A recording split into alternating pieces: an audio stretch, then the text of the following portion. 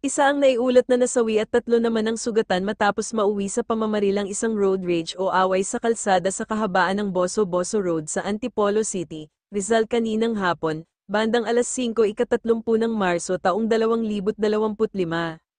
Ayon sa ulat, nakabangga umano sa SUV na minamaneho ng sospek at sa dami ng pinaputok ng sospek, nadamay pa sa pamamarilang kanyang asawa, agad dinala sa pagamutan ang mga biktima ngunit isa sa mga ito ay binawian ng buhay.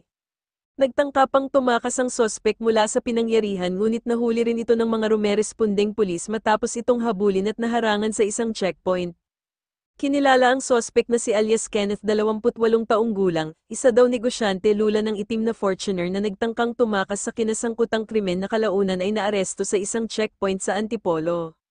Sa insidente, nasawi ang rider na nakaalitan ng sospek habang 2 naman ang sugatan kabilang ang asawa ng sospek.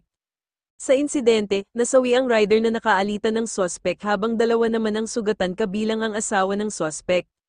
The victims have been identified as, alias, Peter, 52, businessman, sustained a gunshot wound to the head.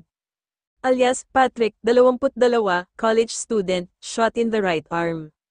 Alias, Davis, 20, hit in the right chest while attempting to pacify the altercation. Hindi ko akalain, kababata ko siya, kuya, kababata ko yung Nam-Aril, dikit kami dati, hindi ko inaasahang magagawa niya yun, iyak ako ng iyak nung makita ko yung balita. Ito ang pahayag ng isang kaibigan ng sospek sa insidente ng road rage sa Boso-Boso, Antipolo, na nauwi.